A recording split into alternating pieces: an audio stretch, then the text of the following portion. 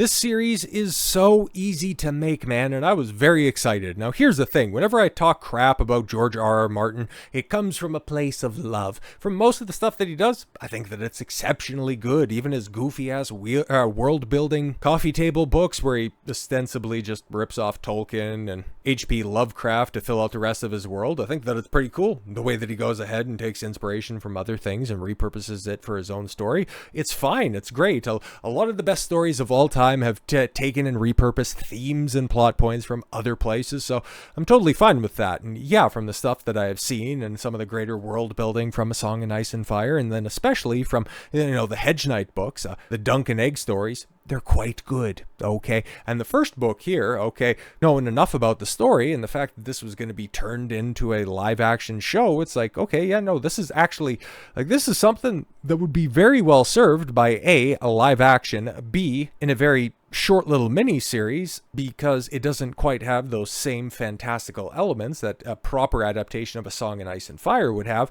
It has very few sets that it needs to construct. So yeah, if you wanted to have this as like a gap series in between seasons of House of the Dragon, and then when that show wraps up, then you could transition into telling the story of Robert's Rebellion, or potentially doing Aegon's Conquest, or maybe one of the Blackfire Rebellions. Maybe you're doing a bunch of those different stories. That would be fantastic. And yet you could just gap a Hedge Knight story in there because, yeah, they're actually grounded stories.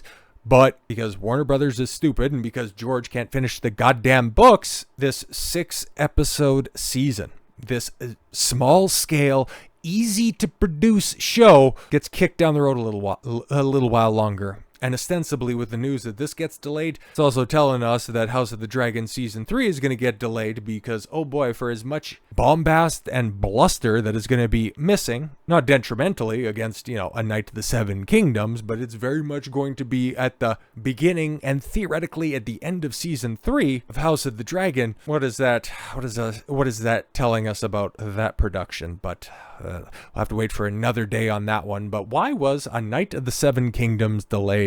The next Game of Thrones prequel release is very confusing. Yeah, exactly, because this is like, bro, it just takes place at a tournament ground. It tells a story of like a handful of characters. It's not that difficult. It really isn't.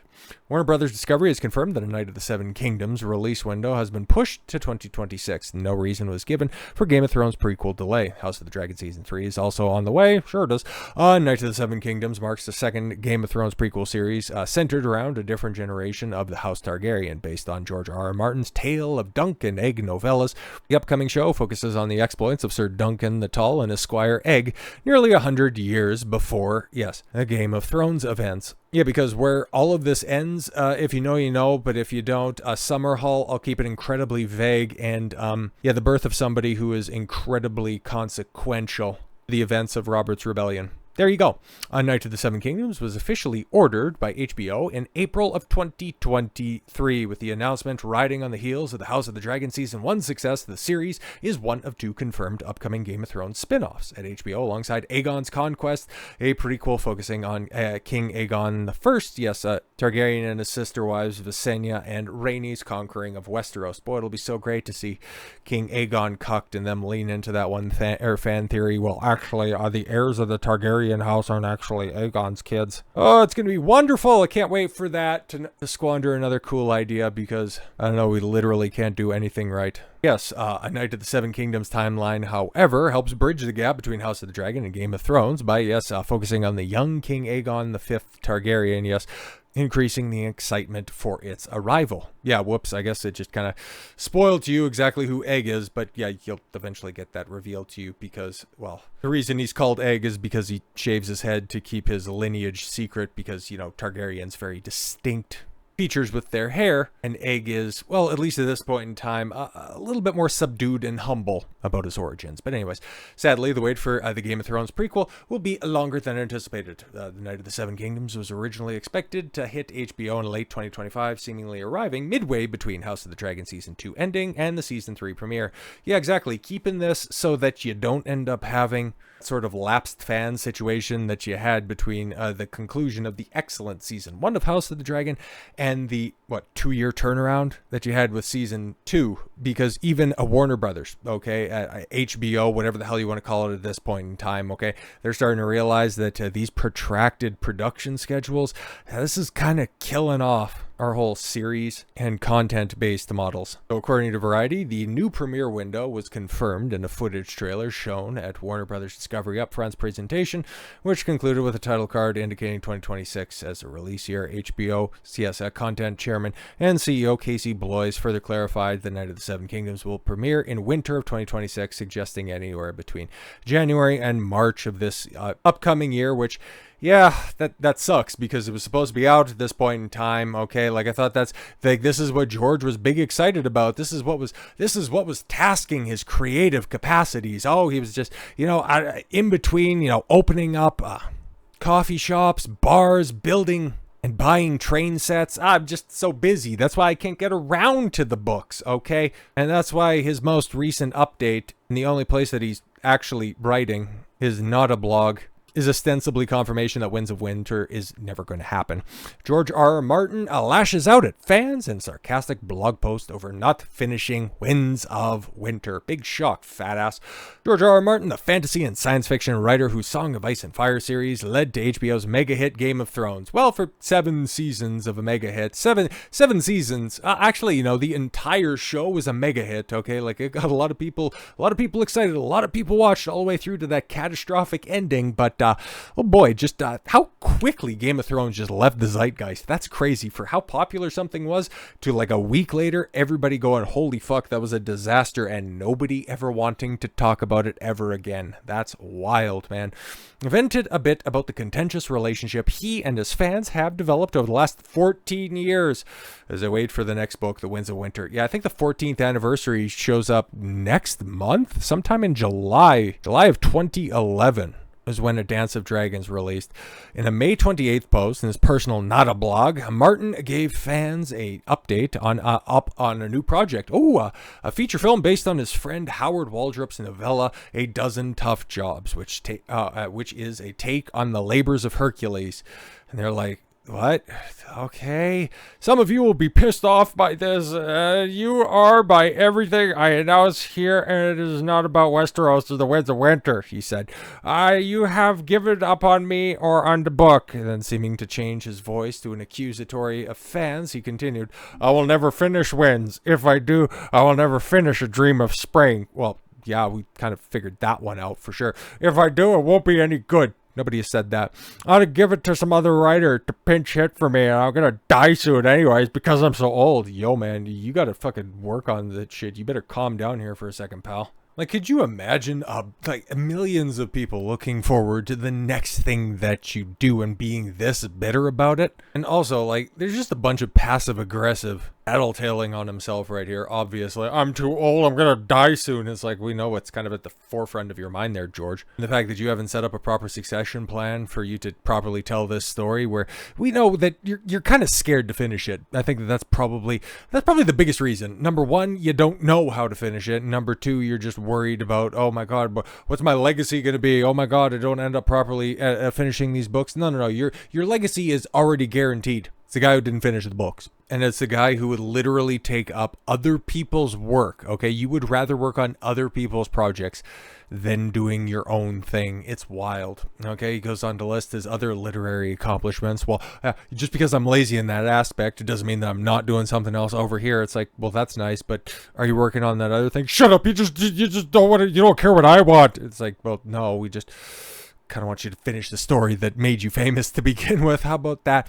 Including his personal writings and edited anthologies, while claiming that his fans don't care about those. He's right, Only Winds of Winter. He knows this, he says, because his fans have told him enough. And you don't want to actually, like, act on any of that, or maybe you just want to, stop fanning the flames Maybe taking your own advice from, I don't know, maybe years ago, an old post saying, I'm not going to give any more updates on this. I'm just simply going to focus on finishing the books. And then you haven't. And then you just went back to giving non-updates and more passive aggressive barbs towards the audience. Martin then insists, the thing is, I do care about them. He speaks on the setting, the next book, the dynasties, individuals, and creatures. And then insisting, I care about them all, more than you can ever imagine. Yeah, sure, pal. For those fans who are interested in Martin's existing work on adaptations of Waldrop's stories, that don't, okay, you can look for Lion Forge's animated short films, Mary Margaret's Road Grader, Night of the Cooters, what the fuck,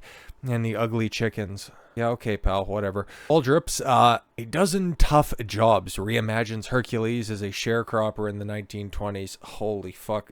He literally tell old fucking slave stories, then finish Winds of Winter, huh?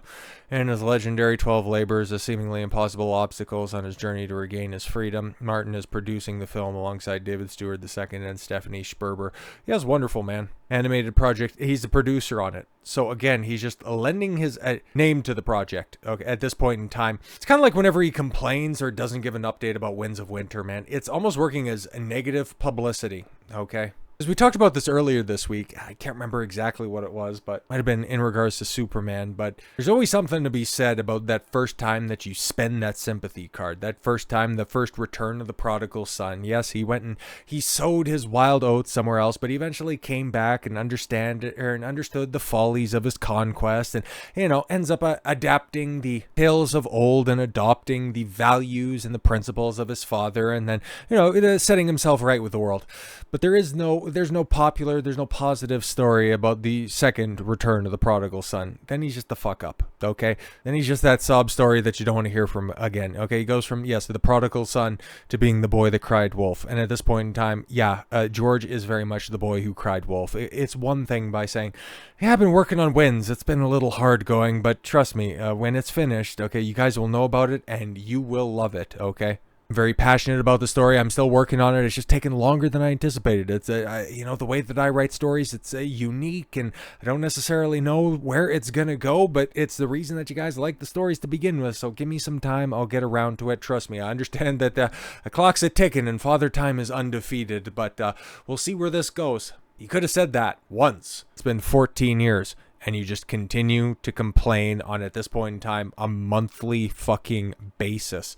I loved A Dozen Tough Jobs the first time I read it ages ago. I loved Howard too. It saddens me that he did not live long enough to see the film. I hope we do him justice. Yes, see, this is what he wants. He wants other people to take up his stories after he passes on, which, I hope that George lives to be 1 billion years old, okay? Hopefully he finds the fountain of youth and he doesn't succumb to diabetes and ends up losing a fucking foot in the next couple of years. I really hope that doesn't happen. I want him to finish the stories. I want him to finish Winds. At this point in time, man, A Dream of Spring is going to stay a dream. It's never going to happen. The way that he talks about his friends and, I've just been reminiscing about how many people have just dropped dead around me, and, I really hope that other people can do a story justice. That's what he wants. He wants one of his other underlings to just go ahead and take up for George and, I don't know, maybe either ghostwrite whatever's left and then just go, George actually had Winds and Dream of Spring done. He's just waiting for the most opportune time to release them because he was a humble man. I didn't want to have to deal with the fallout, whatever bullshit will be fucking spun in the aftermath of this stuff. Because that's what he wants. Because finally, he lists his current mood as determined. Yeah, determined to come up with an even bigger fucking excuse as to why he's made no progress on Winds of Winter in 2025. When he gives his yearly update towards the end of the year by saying, you're just mad that I'm not working on this, that I'm just working on other projects I'm more passionate about. I still care about Westeros. Get excited for the next Targaryen coffee book. It's like, nah, man, at this point in time, you can't get the shows out about your stuff. You can't even fucking make any more of your old stuff. Why should we give you any more attention? At this point in time, we have found more tablets detailing the stories, the trials, and the tribulations of Gilgamesh. The Tolkien estate has published more works to be added to the legendarium, and you have made in progress of A Song of Ice and Fire. Why should we give you the benefit of the doubt any further? Moving forward, the next time I want to hear from your fat ass is when, hey, we got an ETA on Winds. So yeah, I guess we'll probably be doing another George update video on that, if I stick to that timeline, in about 2030. Or if George wants to be a little bit more bitter and dispense with the sour grapes, probably see about this time next month. So with all that said, thank you all very much for the gift of your time. I've been Don Consuelo. I want you to follow your gut and get after it. Take care, everyone.